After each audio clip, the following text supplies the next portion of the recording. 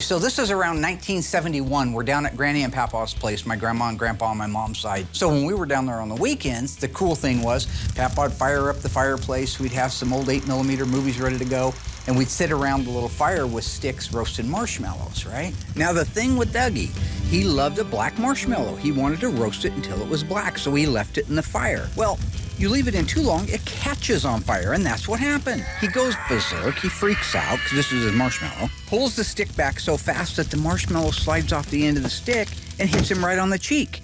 And it's melting and burning on his face. You can almost hear the Gregorian chants and everybody's screaming. People are panicking.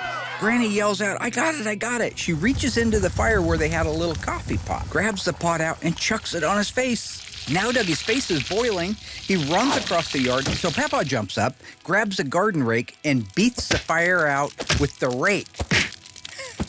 You can't make that stuff up, which is probably why he does hate fire now. After that, we took him to the hospital.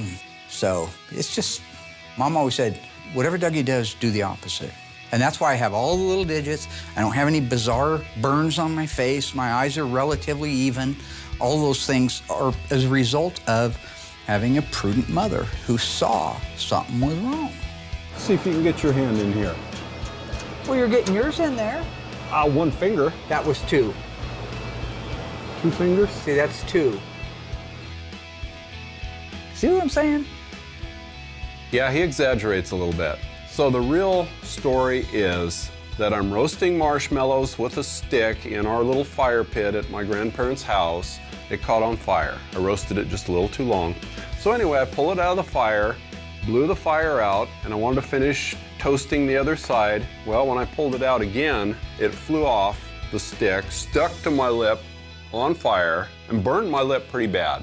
Even though his story was a little bit over the top, it was pretty funny.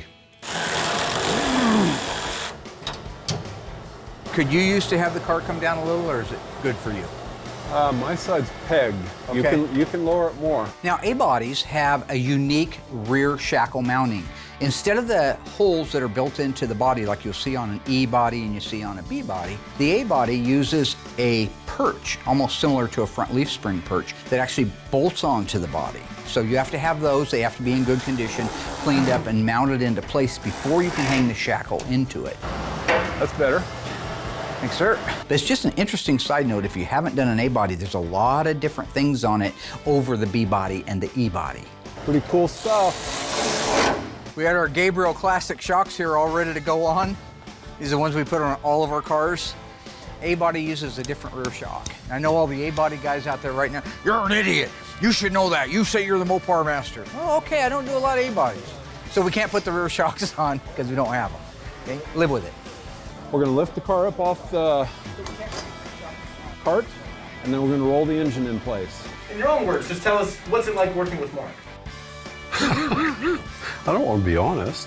We're having a pretty good time working together, and he just gets a little carried away with his stories sometime, and that does get to be exhausting. As soon as he gets done playing.